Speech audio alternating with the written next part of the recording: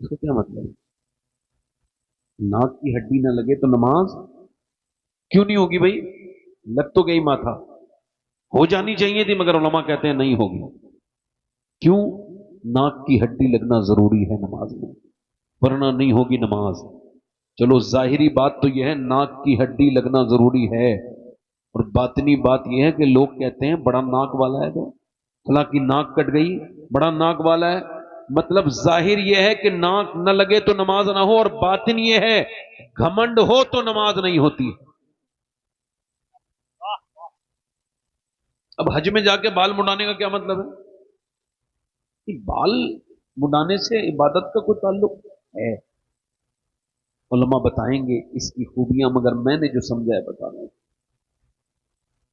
بالوں کو مڈانے کا ایک ہی مطلب میرے سمجھ میں آتا ہے۔ پہلے لوگ کہتے ہیں کہ کس کی عزت خراب ہو گئی، چلو بھئی اس کے بال مڈاؤ، اس کو گنجا کرو، اس کو گھماؤ۔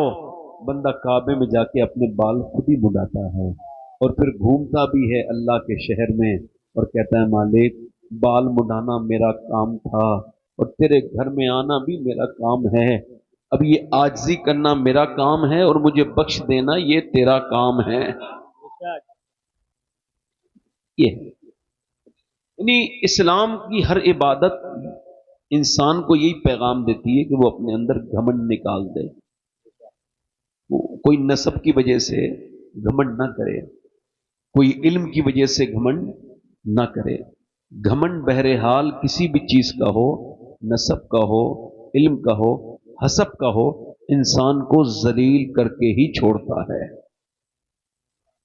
حضرات رات بہت ہو گئی، میرے بعد آپ نے ہندوستان کے بڑے مشہور شاعر جناب غلام نور مجسم صاحب کو سننا۔ اب میں آیا ہوں تو میں بھی ایک پون گھنٹہ تو میں بھی بولوں گا۔ اب آپ کے یہاں پر میرا نمبر آیا ہے 5 منٹ یا 6 منٹ پہلے، 5 منٹ ہو گئے ہوں گے مجھے، کیونکہ ناظم صاحب نے ماشاءاللہ 12-13 منٹ میں میری نظامت کی ہے، تو ان کی نظامت کے اعتبار سے کم مجھے 10 گنا تو تخلیق کرنی چاہیے نظامت سے، تو اتنی تو کروں گا تو زیادہ دے رہے گا، مگر چونکہ اب نظامت کا بھی یہ ماحول ماشاءاللہ ہے ہی، اللہ تعالیٰ فضل فرمائے، سب پہ کرم فرمائے۔ تو ماشاءاللہ یہ حضور کی میلاد کی محفل ہے، اگر آپ حضرات اجازت دیں تو 2-3 شعر پڑھ دیں ہم بھی، ایسے کیا ذرا زور سے بولو لبیک یا رسول اللہ،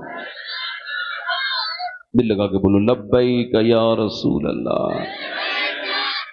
مائک بہت اچھا ہے، مجھ سے پہلے آپ نے اپنے یہاں کے بڑے ذمہ دار علماء کو سنا، شورا کو سنا، اللہ سب کو برکتیں عطا فرمائے۔ پیر نصیر الدین نصیر کے کلام کے 2-3 شعر پڑھتا ہوں، دل لگا کے بول دو یا رسول اللہ۔ ایک میں ہی نہیں ان پر قربان زمانہ ہے، ایک میں ہی نہیں ان پر قربان زمانہ ہے، جو رب تو عالم کا محبوب یگانہ ہے، جو رب دو اے بھائی چائے والا یار کیا مسئلہ ہے؟ جاؤ یار چائے میرے بات پہ لانا، نمبر پہ پلا دو، چائے پلاؤ گے ناز شریف ان کو تقریر سنائیں گے، چائے والا جہاں بھی آتا ہے مسئلہ پیش کرتا ہے۔ اللہ ان چائے والوں کو پروردگار عالم دور کر دے، ہم لوگ بڑی پرابلم ہے، لوگ بڑے ڈرے ہوئے ہیں بھائی۔ ایک شعر سناتے ہیں، پڑھو۔ جو رب دو عالم کا محبوب یگانہ ہے، جو رب دو عالم کا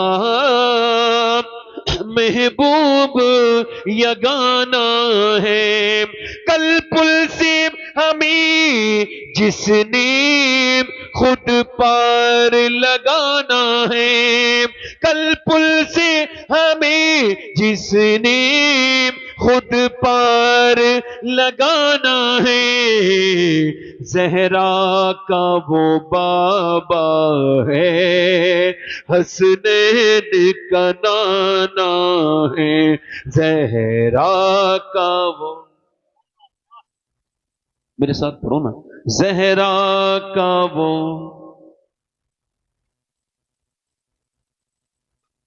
اور دو دروازوں سے کبھی مانگنے والا سائل خالی نہیں گیا۔ ایک تو دروازہ میرے حضور کا ہے، اور دوسرا حضور کی بیٹی سیدہ فاطمہ الزہرا کا دروازہ ہے۔ ایک بڑا آدمی تھا، کچھ غریب ہو گیا، کام میں نقصان ہو گیا، حضور کی بارگاہ میں، اے حضور میرے بچے بھوکے 2 دن سے، میں بہت بڑا تاجر تھا مگر اب کسی کے دروازے پہ نہیں مانگ سکتا، حضور کہیں اور مانگوں گا جا کے تو عزت خراب ہو جائے گی، مگر جو آپ کے در پہ مانگتا ہے اس کی عزت گھٹتی نہیں ہے، اللہ بڑھا دیتا ہے، اس وجہ سے آیا ہوں۔ میرا امام کہتا ہے اور جتنے سہارے ہیں گرا دیتے ہیں، عزت نفس بڑھاتا ہے سہارا تیرا۔ حضور کے سہارے کی بارگاہ میں یا رسول اللہ آپ کچھ عطا کر دیں۔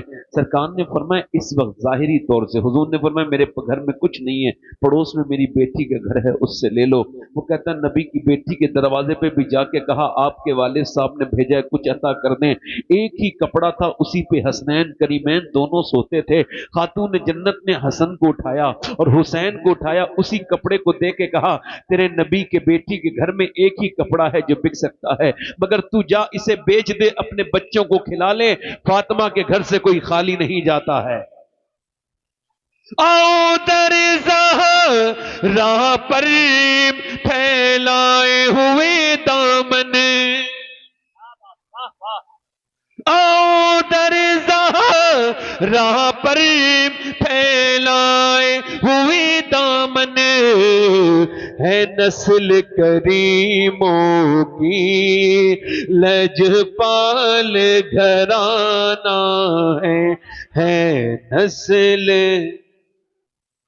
میرے ساتھ پڑھو، ہے نسل کریموں لجپال،